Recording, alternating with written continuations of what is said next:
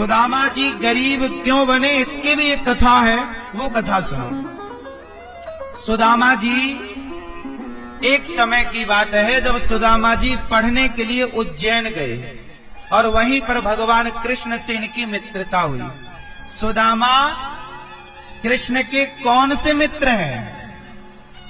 बचपन के मित्र नहीं हैं, गुरुकुल के मित्र हैं। स्कूल, आपका एक मित्र है गांव का, गली का, और एक मित्र होते हैं स्कूल के, जो हमें स्कूलों में मिलते हैं। तो सुदामा जी कहाँ के मित्र हैं? गुरुकुल के। ये घटना है उज्जैन की, क्योंकि भगवान कृष्ण का गुरुकुल कहाँ था? उज्जैन, सांदीपनी गुरु। एक दिन की घटना है कि उज्जैन में बाबा महाकाल भगवान शंकर के मंदिर के बाहर कोई गरीब महिला भीख मांगती रहती थी। एक गरीब महिला थी, वो भीख मांगती थी और उसी भीख से अपना पालन पोषण करती थी। कोई मंदिर दर्शन करने आए तो वो महिला को भीख में कोई चावल देकर जाए, कोई चने देकर जाए, कोई फल देकर जाए, कोई पैसा देकर जाए, उसी से वो बूढ़ी अम्मा अपना गुजारा करती थी।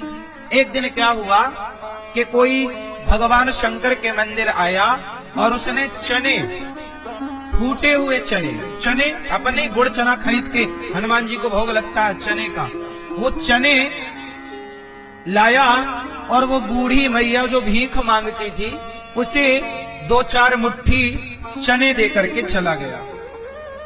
मैया को चना बड़े पसंद थे।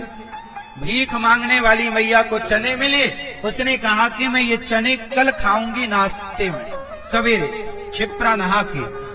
तो पोटरी बनाई और चने को तकिया के नीचे रख लिया।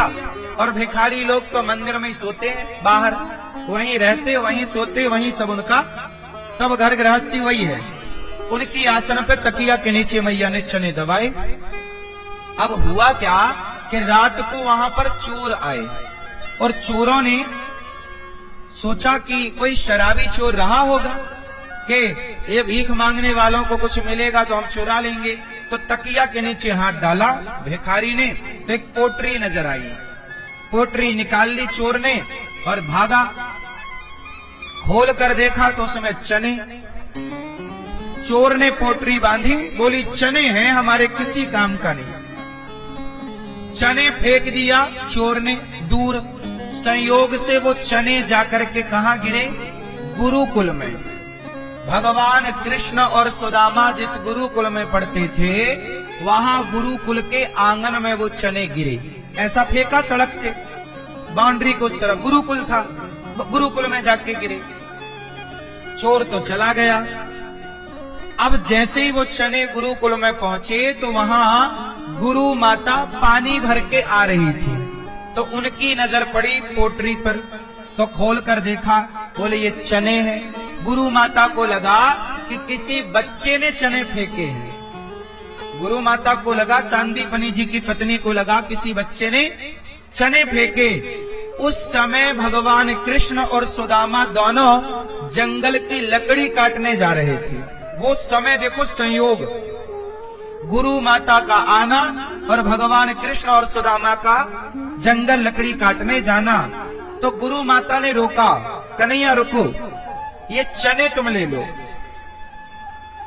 तुम्हें रास्ते में भूख लगे तो चने खा लेना। अब देखो वो गरीब भीख मांगने वाली माता के चने अब किसके पास आ गए? भगवान कृष्ण के पास। चलो, भगवान तो चले गए चने लेकर। आधे चने कहा कि सुदामा खा लेना, आधे चने कृष्ण खा लेना। चलो, ये हो गया बंटवारा। जब सवेरे वो भीख मांगने वाली मैया जागी और उसने देखा तकिया के नीचे कि मेरे तो चने गायब हैं, वो समझ गई कि मेरे चने चोरों ने चुरा लिए। तो बूढ़ी माता ने, उस भिखारिन मैया ने श्राप दे दिया कि जो भी मेरे चने खाएगा वो मेरी तरह भिखारी हो जाएगा, मेरी तरह गरीब हो जाएगा। मेरे चने जो खाएगा, अब सोचो वो चने हो गए श्रापित। क्या हो गए? अब भगवान श्री कृष्ण गए जंगल, लकड़ी काटने लग गए। भगवान ने कहा कि सुदामा चलो भूख लगी है, माता ने जो चने दिए हैं चलो खाते हैं। सुदामा जी तीनों कालों की बात जानते थे। सुदामा जी समझ गए कि ये चने श्रापित चने, कन्हैया खाएगा गरीब हो जाएगा। तो सुदामा ने कहा कन्हैया तुम जब तक स्नान करो हम चने तैयार करते हैं तुम्हारे लिए। जाओ। क्षिप्रा में भगवान नहाने लगे। सुदामा जी ने सारे चने खा लिए। कृष्ण के हक के चने भी सुदामा ने खाए। अब कुछ लोग कहते हैं कि सुदामा ने चने चोरी से खाए।